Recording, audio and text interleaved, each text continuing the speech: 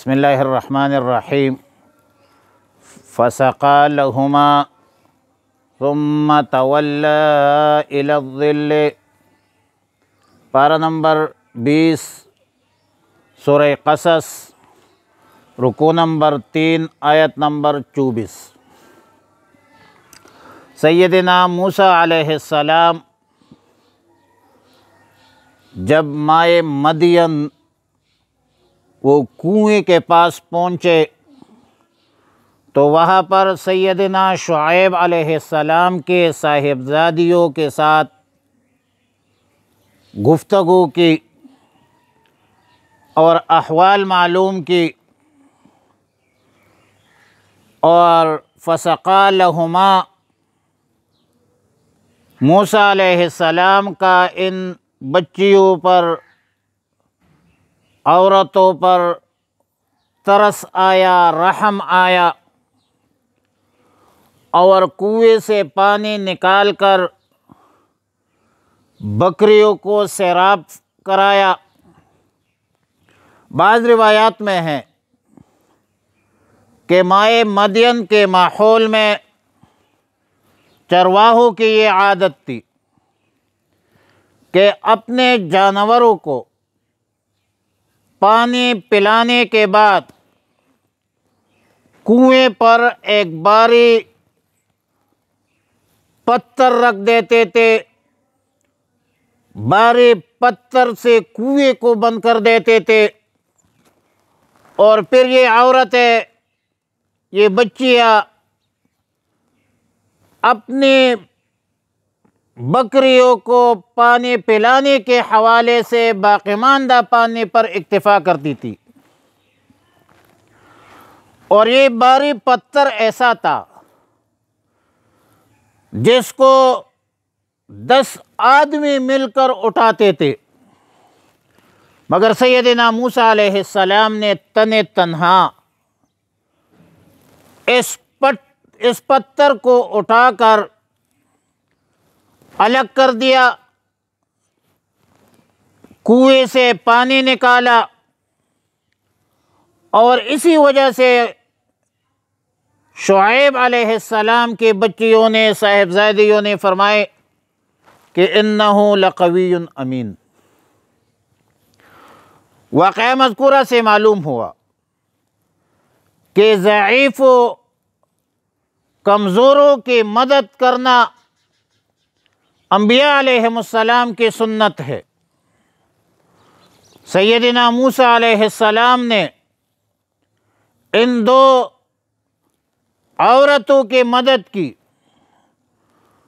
ہجوم کی وجہ سے ان بچیوں کو موقع نہیں ملتا تھا کہ اپنے بکریوں کو پانی پلاتی، اور موسیٰ علیہ السلام نے ان کی مدد کی، نصرت کی۔ دوسری بات، واقعہ مذکورہ سے یہ معلوم ہوا کہ اجنبی عورت سے بوقت ضرورت بات کرنے میں کوئی مضائقہ نہیں جب تک فتنے کا اندیشہ نہ ہو۔ تیسری بات، واقعہ مذکورہ سے یہ معلوم ہوا کہ عورتوں کا پردہ عورتوں کی فطری طبعی شرافت کا اور حیا کا تقاضا ہے کہ ضرورت کے باوجود مردوں کے ساتھ اختلاط سے گریز کرتی تھی، اور مردوں سے اختلاط کرنا ظاہر ہے کہ ایک غیر شرعی فعل ہے، اور اسلام تو دین فطرت ہے، کل مولود یولد علی فطرت الاسلام۔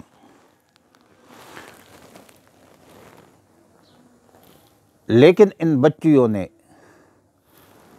پردے کا حکم نہ ہونے کے باوجود فطری تقاضوں کو پورا کیا۔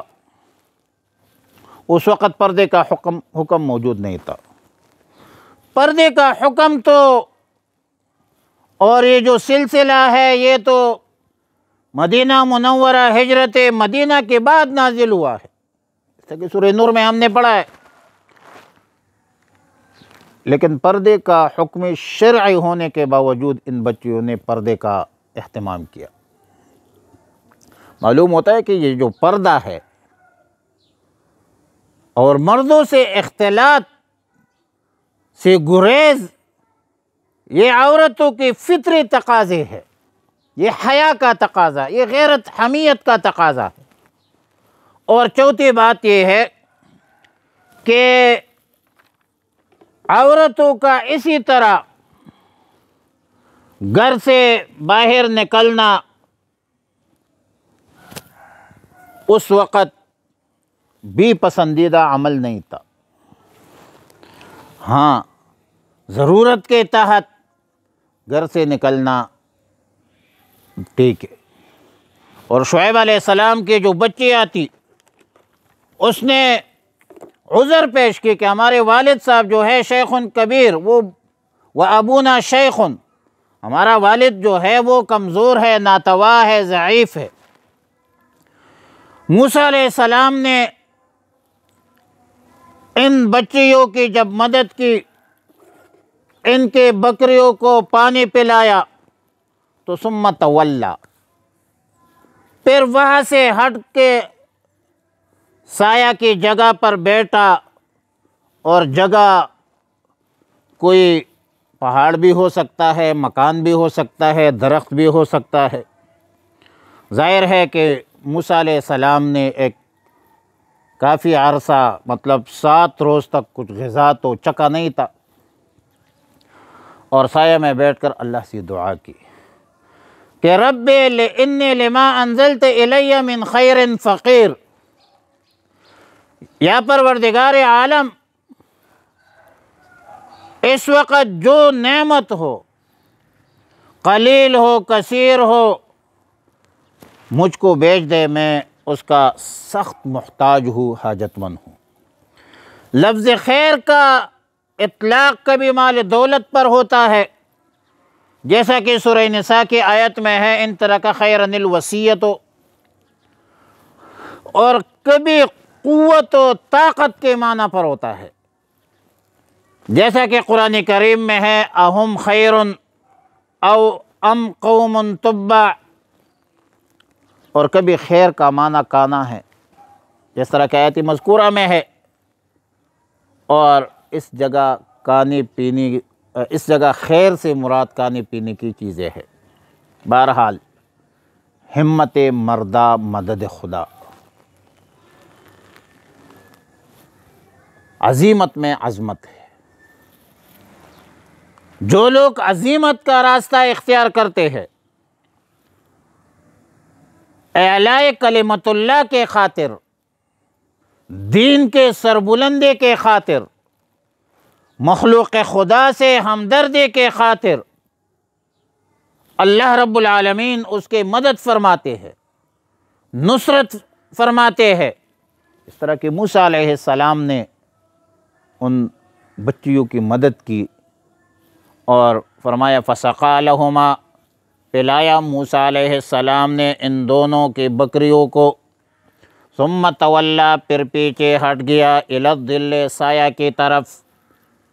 فقالا، اور فرمایا رب، اے میرے پروردگار، انی لما انزلت الی من خیر فقیر، بما، بلا شبہ اس چیز کا جو آپ نازل فرماتے ہیں میری طرف، من خیر، کوئی خیر کھانے پینے کی چیز، فقیر، میں اس کا محتاج ہوں۔ وصلی اللہ علی النبی الامی الکریم وعلی آلہ وصحبہ اجمعین۔